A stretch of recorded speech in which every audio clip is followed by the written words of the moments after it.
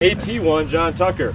And as I just mentioned, those guys are our safety observers. If they ask you to do something, please comply because it's probably for your safety. Additionally, if you have any other questions, please feel free to ask them and they'll be more than happy to answer. What we're going to do right now is I'm going to brief up the crew. You all are welcome to listen in. After that, I'll give you guys a quick passenger brief and then we'll climb on board and go flying. Sir. Awesome. All right, it's going to be a 14:45 for 1500 takeoff. Weather today is obviously a great day to go flying with a light wind out of the south. Runway is going to be 2-2. Runway position is going to be at the end.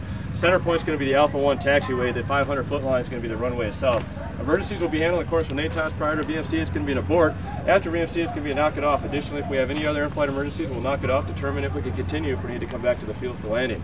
Emergency runway today is going to be 14 and 32. Profile is going to be max TIT at 80 knots. I'll take the yoke. It's going to be a low transition VMC. Takeoff at 109 and 150 to 170. I'll call pulling, be 45 degrees nose up. 110 on 1 air, push over, push over, push over. We'll get the aircraft cleaned up at 135 knots. Clear ourselves left and right. At 170 knots on 1 air maneuvering speed, it'll be 6-degree angle bank turn to a 40-degree offset heading of 220. That'll be followed by a 6-degree angle bank reversal turn setting up for the parade pass. We will descend no greater than 4,000 feet per minute, no lower than 500 feet till contact, and we'll descend to 200 feet. Passing the crowd line, I'll call rolling. It'll be 6 degrees angle bank to the egress line.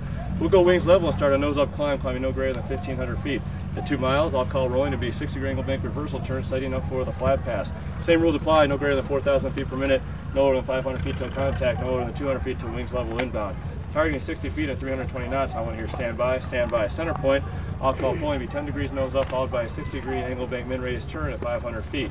We'll go no lower than 500 feet until contact, no lower than 200 feet till wings level inbound. We're targeting 100 feet and 100 feet. Chappie, please get the power to flight out. Also, I'll pulling to be 20 degrees nose up, followed by a 60-degree angle bank right turn to the down when we'll get the gear flaps on speed. At 2 miles, I'll call rolling to be a 45-degree angle bank reversal turn, setting up for the push to land. Shooting for 1,200 feet and 120 knots. I'll call for flaps 100. Chappie, you can get the power to fly it idle. At 95 knots, I'll call pushing to be 25 degrees nose down. On touchdown, I'll transfer the yoke. You'll be cleared in the back. 50 knots, stand by on the flag. When we come to a stop, you'll be cleared on the flag.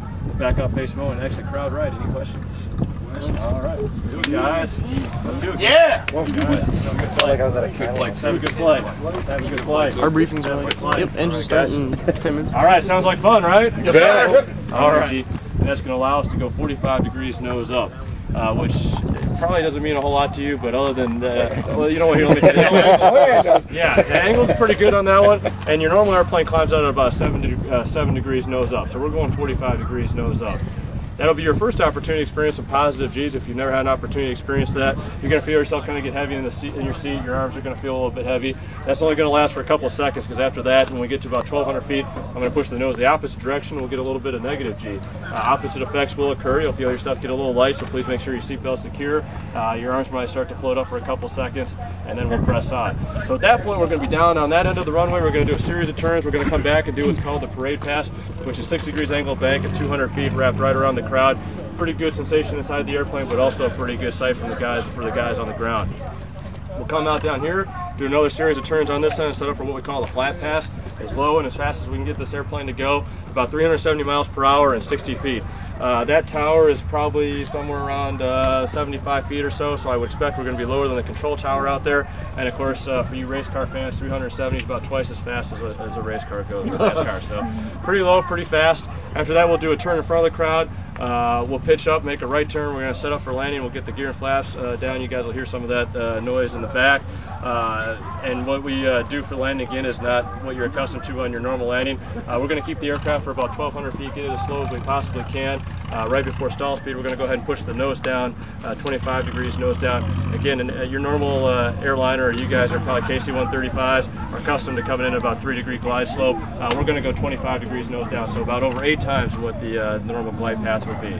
Once we get close to the ground, we're going to flare and hopefully turn it into a smooth landing. But I will be straightforward with you guys. I'm not going for a smooth landing today. My #1 goal is to stop this aircraft. Well, first of all, land on a very specific spot and then stop this aircraft in the shortest distance possible. This aircraft as it stands right now weighs approximately 100,000 pounds. We can stop it at about 1,200 feet. So when you think about the momentum involved of 100,000 pounds coming to a stop, a complete stop at 1,200 feet, that's pretty impressive. Every once in a while, I do get lucky and I have a smooth landing where I want it, but also we'll see if that happens today. You guys can all be the judge and let me know. There's the flight. Any questions on the flight itself? All All right, I always got to ask this question: have I sufficiently scared anybody that they don't want to partake anymore? All right, so it sounds like everybody's still on board. A couple other things I want to touch on: air sickness doesn't happen very often. We got a somewhat cool day. It tends to happen when it's really hot out here. If there's any question in your mind that you might get sick, please take an air sickness bag. The guys on board, the crew, will be happy to provide one to you. A couple things we like to say around here: better have one than not use it than the other way around. And whatever you bring on the aircraft, you have to bring off the aircraft. So bottom line is we're not cleaning it up, guys. That's all on you. So any question, please grab one. Finally, you guys actually I got two more things. You all have a lot of cameras, a lot of loose gear. Please make sure all that stuff is secure with the lanyards and whatnot, sunglasses, hats, whatever it might be.